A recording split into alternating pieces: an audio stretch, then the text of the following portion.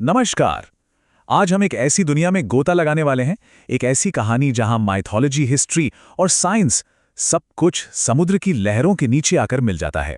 जी हां, हम बात कर रहे हैं भगवान श्री कृष्ण की महान नगरी द्वारका की। तो चलिए कहानी की शुरुआत करते हैं उस नाटकीय खोज से जिसने एक हजारों साल पुरानी कथा को आज की दुनिया के सामने ला कर खड़ा कर दिया। साल था 1983। जगह गुजरात के पास अरब सागर। सोचिए, इंडियन आर्कियोलॉजिस्ट की एक टीम समुद्र की गहराइयों में उतरने को तैयार है और उन्हें अंदाजा भी नहीं है कि वो इतिहास को हमेशा के लिए बदलने वाले हैं। देखिए, उनके दिमाग में सिर्फ एक सवाल घूम रहा था।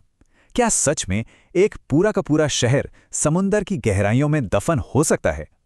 यह सवाल सदियों से पूछा जा रहा था और आज शायद इसका जवाब मिलने वाला था। और जैसे ही वो डाइवर्स नीचे उतरे, जो उन्होंने देखा उसने उनकी सांसें रोक दी। सिर्फ रेत और चट्टानें नहीं थीं, बल्कि उनके बीच कुछ ऐसा था जो नेचुरल हो ही नहीं सकता था। बड़ी बड़ी पत्थर की दीवारें, आलीशान खंभे, ऐसा लग रहा था मानो पानी के अंदर एक पूरा का पूरा शहर बसा हो। तो सवाल ये है कि ये शहर आखिर था क्या? अच्छा, इस मॉडर्न डिस्कवरी को पूरी तरह समझने के लिए हमें हजारों साल पीछे जाना होगा, द्वारिका के बनने की उस महान पौराणिक कथा में।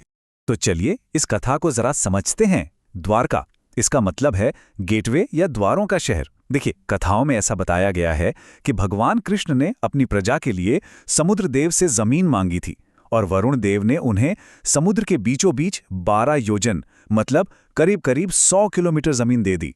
और इस जमीन पर देवताओं के आर्किटेक्ट खुद विश्वकर्मा ने एक शानदार शहर बसाया। और सुनिए, ये कोई ऐसा वैसा शहर नहीं था। भागवत पुराण जैसे ग्रंथों में जो लिखा है वो तो हैरान कर देने वाला है। द्वारका में 9 लाख से भी ज्यादा आलीशान महल थे, जिनकी दीवारें सोने और कीमती रत्नों से जड़ी थीं। मतलब ये एक इतना एडवांस शहर था जहां वेल प्लान्ड पोर्ट थे, एडवांस्ड इरिगेशन सिस्टम था और अपने आप में पूरे बाजार थे। उस जमाने के हिसाब से ये सब सोचना भी मुश्किल है। लेकिन कहते हैं ना, जहां कुछ बनता है वहां उसका अंत भी लिखा होता है। द्वारका की यह सुनहरी कहानी आगे चलकर एक ऐसे श्राप के अंधेरे में डूब गई जिसकी कोई कल्पना भी नहीं कर सकता था। तो इसका अंत हुआ कैसे? इसकी कहानी शुरू होती है महाभारत युद्ध के ठीक बाद। सबसे पहले दुखी गांधारी ने श्राप दिया कि जैसे मेरे वंश का नाश हुआ वैसे ही यदुवंश का भी होगा। फिर एक और श्राप मिला। कृष्ण के बेटे सांभ ने कुछ ऋषियों का मजाक उड़ाया और उन्होंने श्राप दे दिया कि वो एक ऐसे लोहे के मूसल को जन्म देगा जो पूरे यदुवंश को खत्म कर देगा। और हुआ भी वही। वक्त के साथ यदुवंश में घमंड और अधर्म इतना बढ़ गया कि एक दिन उन्होंने नशे में एक दूसरे को ही मार डाला। और जब भगवान कृष्ण ने इस दुनिया को छोड़ा तो समंदर ने उस शानदार शहर को वापस अपनी गहराइयों में खींच लिया। सदियों तक ये कहानी सिर्फ किताबों और कथाओं में जिंदा रही। लेकिन फिर आई 20वीं सेंचुरी और कुछ लोगों ने ठान लिया कि इस पौराणिक कथा के पीछे छिपे सच को, इसके सबूतों को ढूंढ कर ही रहेंगे। और यहीं से शुरू हुई एक बहुत मुश्किल खोज। ये खोज बहुत धीरे धीरे आगे बढ़ी। देखिए, 1930s में कुछ पायलट्स और मछुआरों ने पानी के नीचे अजीब सीधी सीधी लाइनें जैसी कुछ चीजें देखने की बात कही। फिर 1963 में आर्कियोलॉजिकल सर्वे ऑफ इंडिया ने पहली बार खुदाई शुरू की। इसके बाद 1970s में एक तांबे की प्लेट मिली जिस पर कृष्ण के इस इलाके में रहने का जिक्र था। और फिर 1979 में डॉक्टर एस.आर. राव ने इस खोज को अपना मिशन बना लिया। लेकिन डॉक्टर एस.आर. राव के लिए ये रास्ता बिल्कुल आसान नहीं था। सोचिए, लोग उन पर शक कर रहे थे, सरकार के पास फंड्स की भारी कमी थी और टेक्नोलॉजी तो बहुत ही लिमिटेड थी। कई लोग तो इसे बस एक धार्मिक जुनून कहकर टाल देते थे। पर डॉक्टर राव का विश्वास पक्का था। उनका सवाल सीधा था, अगर रोम और एथेंस जैसे शहरों की खुदाई हो सकती है तो द्वारका की क्यों नहीं? तो अब आते हैं सबसे जरूरी हिस्से पर। दशकों की इस अंडर वाटर खोज से आखिर हाथ क्या लगा? विज्ञान को लहरों के नीचे क्या मिला? और जो मिला वो सच में हैरान करने वाला था। डाइवर्स को पानी के नीचे 560 मीटर लंबी एक किले की दीवार मिली, 30 से ज्यादा बड़े बड़े पत्थर के खम्भे मिले और सबसे जरूरी चीज, कई तरह के पुराने एंकर्स मतलब लंगर मिले। इनमें 3 छेद वाले एडवांस्ड एंकर्स भी थे जो इस बात का पक्का सबूत थे कि ये एक बहुत बड़ा और बिजी पोर्ट था। और फिर एक ऐसा खुलासा हुआ जिसने सबको, सच में सबको चौंका दिया। कुछ आर्टिफैक्ट्स की जब कार्बन डेटिंग की गई तो पता चला कि वो 9000 साल तक पुराने हो सकते हैं। 9000 साल!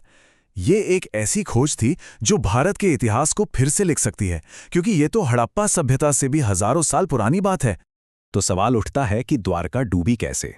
देखिए, इसके लिए दो मेन थ्योरीज हैं। एक तरफ है पौराणिक कथा, जो कहती है कि ये श्राप और भगवान की इच्छा का नतीजा था, और दूसरी तरफ है विज्ञान, जो कहता है कि ये एक बहुत बड़ी नेचुरल डिजास्टर थी। जियोलॉजिकल डेटा भी इस बात को सपोर्ट करता है कि उस दौर में दुनिया भर में समुद्र का लेवल बहुत तेजी से बढ़ा था, जो शायद किसी बड़ी सुनामी या समुद्री उथल-पुथल की तरफ इशारा करता है। तो आखिर में हम कहाँ खड़े हैं? हम एक ऐसे मोड़ पर हैं जहां हजारों साल पुरानी कथा और आज का मॉडर्न साइंस एक दूसरे का हाथ थामे हुए नजर आते हैं। और अभी हाल ही की बात है, फरवरी 2024 में भारत के प्रधानमंत्री नरेंद्र मोदी ने खुद इस जगह पर डाइव किया। उन्होंने समुद्र की गहराइयों में भगवान कृष्ण को मोरपंख अर्पित किए, और इस एक पल ने द्वारका के कल्चरल और हिस्टोरिकल महत्व पर पूरी दुनिया का ध्यान खींच लिया। तो इस पूरी कहानी से हम क्या समझ सकते हैं? देखिए, द्वारका की कहानी हमें यही सिखाती है कि आस्था और विज्ञान एक दूसरे के दुश्मन नहीं हैं, बल्कि एक ही सच को समझने के दो अलग-अलग रास्ते हो सकते हैं। एक रास्ता हमें विश्वास करना सिखाता है, तो दूसरा रास्ता उसे सबूत देता है। आखिर में द्वारका सिर्फ एक डूबे हुए शहर की कहानी नहीं है। ये हमें याद दिलाती है कि सच और हमारी संस्कृति कभी मिट नहीं सकते, चाहे वो समंदर की कितनी ही गहराइयों में क्यों न छिपे हों। क्योंकि कुछ कहानियां कभी खत्म नहीं होती, वो तो बस दोबारा जगाए जाने का इंतजार करती हैं। जय द्वारकाधीश।